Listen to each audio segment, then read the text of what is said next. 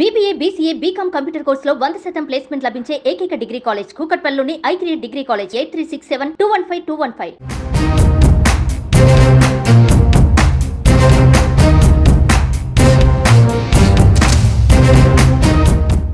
Land titling act గత YCP ప్రభుత్వంలో వివాదానికి కారణమైంది. ఒక విధంగా వైసీపీ ఓడిపోవడానికి ల్యాండ్ టైటిలింగ్ కూడా ఒక కారణమే. అయితే కూటమి ప్రభుత్వం అధికారంలోకి వచ్చిన తర్వాత ఈ చట్టం స్థానంలో ల్యాండ్ గ్రాబింగ్ యాక్ట్ తీసుకొస్తామని ప్రకటించింది.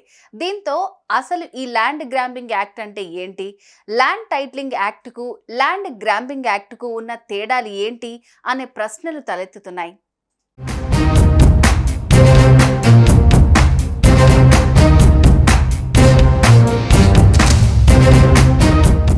వైసీపీ ప్రభుత్వ హయాంలో ల్యాండ్ టైటిలింగ్ యాక్ట్ ఎంత పెద్ద దుమారం రేపిందో అందరికీ తెలిసిందే. ఎన్నికల సమయంలో దీన్నే అస్త్రంగా మలుచుకున్నాయి కూటమి పార్టీలు.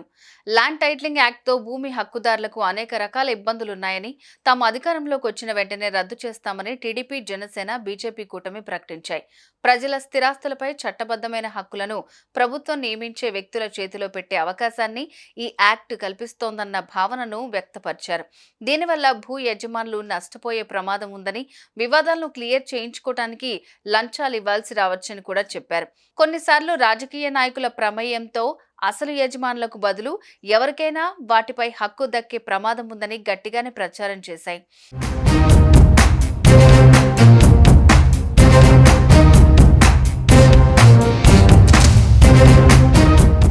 ఏపీలో అధికారం చేపట్టిన చంద్రబాబు ప్రభుత్వం వైసీపీ హయాంలో జరిగిన అక్రమాలను ఒక్కొక్కటిగా తవ్వుతోంది. ఇప్పటికే అమరావతి, పోలవరం, ఇంధన రంగంపై శ్వేతపత్రం విడుదల చేసిన ముఖ్యమంత్రి నారా చంద్రబాబు నాయుడు తాజాగా సహజ వనరుల దోపిడీపై శ్వేతపత్రం విడుదల చేశారు. వెలగపూడి సచివాలయంలో ఇందుకు సంబంధించిన వివరాలను పవర్ పాయింట్ ప్రెజెంటేషన్ రూపంలో వెల్లడించారు. గత జగన్ ప్రభుత్వం భూములను విచ్చలవిడిగా దోచిపెట్టిందని ఆరోపించారు. ఈ నేపథ్యంలో రాష్ట్రంలో కొత్త చట్టాన్ని తీసుకురాబోతున్నట్లు ప్రకటించారు. ల్యాండ్ గ్రాబింగ్ యాక్ట్ను త్వరలోనే తీసుకొస్తామని తెలిపారు.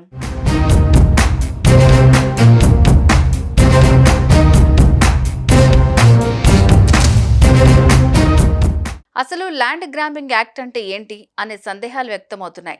Land titling act, grabbing act మధ్య తేడాలు ఏంటనే ప్రశ్నలు తలెత్తుతున్నాయి. ఇక ల్యాండ్ గ్రాబింగ్ యాక్ట్ 2020 నుంచి గుజరాత్లో అమల్లో ఉంది. ఈ చట్టాన్ని ఒకసారి పరిశీలిస్తే ఏ వ్యక్తి స్వయంగా లేదా మరే వ్యక్తి ద్వారా భూ ఆక్రమణకు పాల్పడకూడదు. ప్రభుత్వ మరియు ప్రైవేట్ ఆస్తి రెండింటినీ దోపిడీ చేయటం నేరంగా పరిగణిస్తారు. నేరం రుజువైతే ఉల్లంఘనకు కనీసం 14 సంవత్సరాలు జైలు శిక్షతో పాటు జరిమానా విధిస్తారు. ఏపీ ల్యాండ్ గ్రాబింగ్ యాక్ట్ గుజరాత్లో తీసుకొచ్చారు. గుజరాత్ ల్యాండ్ గ్రాబింగ్ యాక్ట్ 2020 గుజరాత్లో తీసుకొచ్చారు. ఇందులో ప్రూవ్ చేసుకునే బాధ్యత ఎవడైతే కబ్జా చేశారో వాళ్ళపైన ఉంటుంది. బాధితుల కాదు, ఎవరైతే హైహ్యాండ్గా బిహేవ్ చేసే వాళ్ళపైన ఉంటుంది. ఈ చట్టం అప్హెల్డ్ చేశారు. ఈ చట్ట ప్రకారం పని చేస్తాం. ఈ చట్టాన్ని కూడా తీసుకొస్తాం.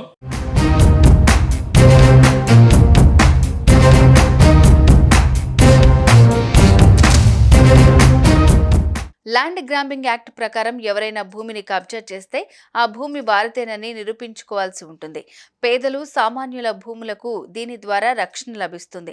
ఈ లెక్కన భవిష్యత్తులో భూమి కబ్జా చేయాలంటే భయపడేలాగా చేస్తామని సీఎం చంద్రబాబు చెబుతున్నారు.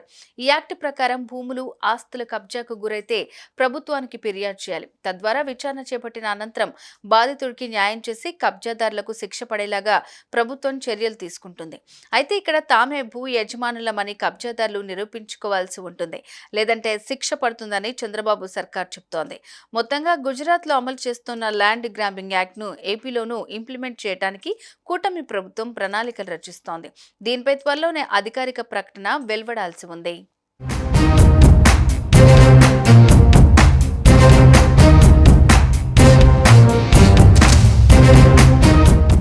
సుమన్ టీవీలో మీ పర్సనల్ అండ్ బిజినెస్ ప్రమోషన్స్ కోసం కింది నెంబర్కి కాంటాక్ట్ చేయండి.